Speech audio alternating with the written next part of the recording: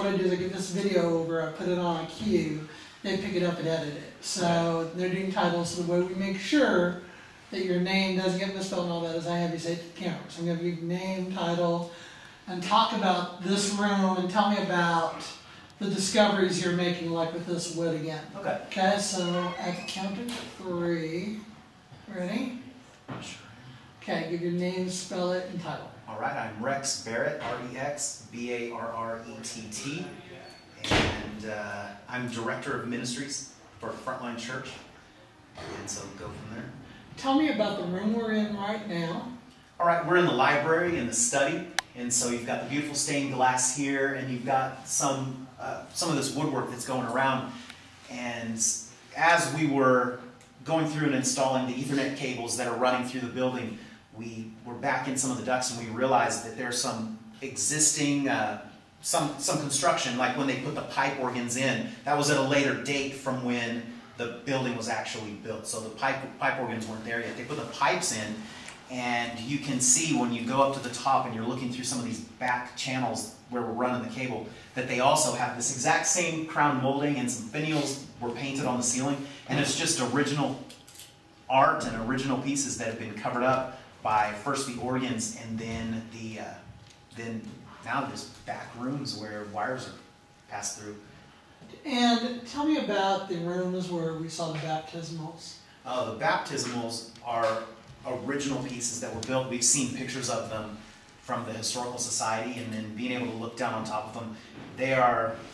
It's just amazing to think who's been baptized in this building, and you walk through and you see the original woodwork, you see look straight out into the congregation. You're being baptized eye level with the congregation, and the pastors are able to interact with people who are in the baptismal pool at the same time. Tell me about some of the other history you're discovering in this building. Well, it's really been funny to discover some of the historical parts as we've crawled around in crawl spaces, and we've seen how air vents and how the air ducts previously were, and then how we've kind of had to adapt in our modern structure and running air conditioning and heating. And so you can really see some of the original paint that was in there. You see the wainscoting that's around, and it's been crazy to see how such an old building was actually developed and built, and it just blows your mind to think that 100 years ago to the date today, 100 years ago, there were people that just completed construction and were celebrating this unbelievable building. Right. That's what I want to do is when we're on our way out, I'm going to want to interview you in the overall sanctuary about the church itself and the decision to take this on. Okay, sounds good. All right. Again, I get easily distracted in a building like this. You're awesome. And you're invited in here anytime you want to come. Thank you. So, this is great. You got a standing invite. Come walk around. Yeah. Mm-hmm. Ready? All right, first, say your name, spell it, and your title. Josh Kouri, Josh Kouri, and I'm lead pastor and founding pastor. All right, tell me a little bit about the history of Frontline. Yeah, we planted 6 years ago, and we started with a core group of about 15 people in our living room, and our commitment was that we were going to work for the good of our city, and we were committed to the downtown, committed to the neighborhoods around here, and we didn't really know what was going to happen. And in the course of the next couple of years, we started really seeing some traction and some growth and some great stories of redemption and hope and changed lives. And so, the church has just grown steadily, and now we're 6 years old and finally have a permanent location in the downtown, and we're excited about it. Where were you located when you began to make this last move? We've been meeting for the last 4 or 5 years in Automobile Alley in a great building, 714 North Broadway. It's been wonderful for us, but we outgrew it probably 2 years ago. And so we were doing 4 services on Sunday morning. And from that location, we planted a campus in Shawnee and a campus in South Oklahoma City, which created a little bit more space. And then, the services filled up again. So we've been needing more space for a couple of years.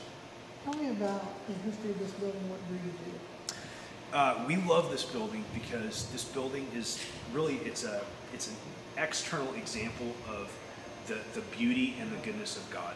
So in this building, your eyes are drawn to the top. Your eyes are lifted up into the heavens, and you walk in and it's beautiful. And that's just to remind us that we're not just to serve God, we're to enjoy God. we're to delight in his beauty and his splendor. So just the beauty of this building reminds people that there is something that's transcendent and bigger and greater than the mundane, and he has a name. His name is Jesus. The second reason we love this building is that this building is in downtown Oklahoma City. It's centrally located, and this building historically has been about serving the city, working for the good of the city. So when you look at our philosophy of ministry and who we are as a church, it's really simple. We're about Jesus. We love him. We think he's amazing, and we love our city. And we're here for the long haul to serve Oklahoma City and to work not just to build a great church, but to build a great city together. You've taken on a commitment and responsibility to this building, haven't you? Yeah, we have. This building takes a lot to maintain, and not only maintain, but we have a lot to renovate still. So our commitment is we're going to work in phases, and we're going to get this building back to its original, pristine elegance. It's going to be clean. It's going to be set up nice, and we're going to keep working on it. So it won't be done this year, but we're going to keep after it until it is finished, and then we're going to make sure that it stays nice. Tell me about some of the work you've done, the congregation has done today. Yeah, we've done a lot of cosmetic work, a lot of painting, a lot of cleaning. The building had not been deep cleaned in quite some time, so a lot of the work that we've done up to now has just been cosmetic. We've also done a little bit of roof repair. There was a few spots where the roof was damaged and leaking. We've worked on that. We've repaired the front stairs.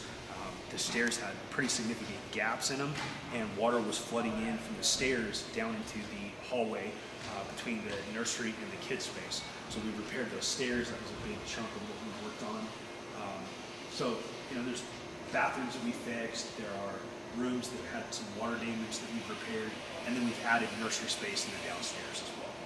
Now, as you're doing all this, I understand you're also taking on quite a bit of work working at the area homeless missions. Is that right?